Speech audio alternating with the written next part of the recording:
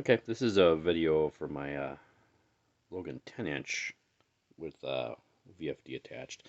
This is an older machine. I've had this, God, like 15 years now.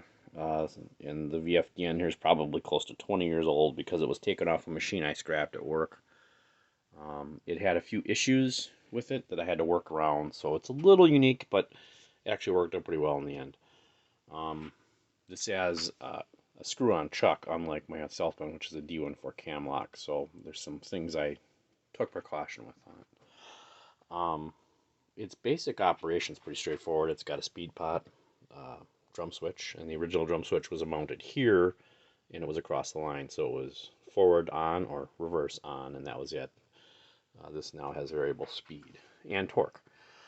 A start jog button, and then an e-stop button, and on this one it will not allow it to run no matter what I do.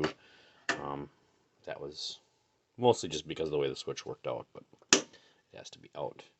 So in order to gauge it, you put it into the direction you want to go. In this case, that's forward, and hit the start button, and then it'll start running.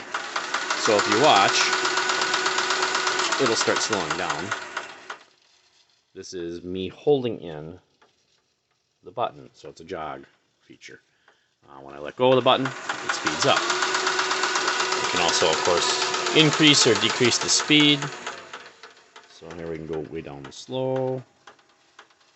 This one will not carry on when I go into reverse. So if you normally hit stop, it'll stop.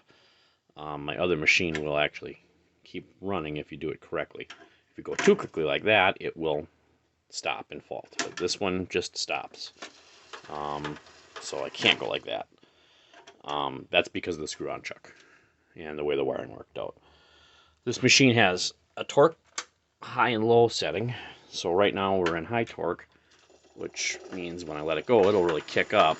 I'll turn the speed up here. You can hear the speed reactions much quicker at this level. When I go to hit the jog button, it slows way down. This is very handy for threading.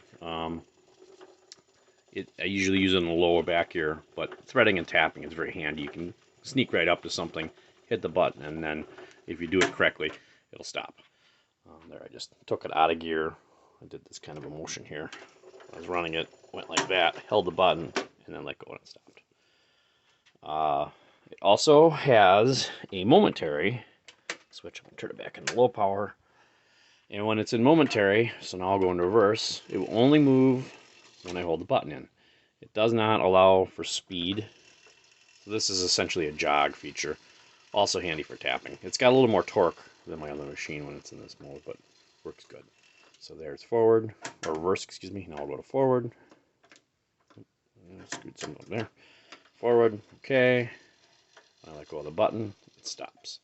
One unique feature of this one, if I move it right here, it will keep running, and it will only change direction until it reverses. That is kind of nice too, for tapping. So that's the basics of my Logan 200 10-inch. I use this machine pretty much my everyday user until I got my South Bend Heavy 10. This machine still excels at high speeds and certain types of finishes, so I don't know that I'd ever get rid of it, but it's a little bit harder to use because of the fact that it has a smaller spindle. So, and my South Bend has collets. Anyway, thanks.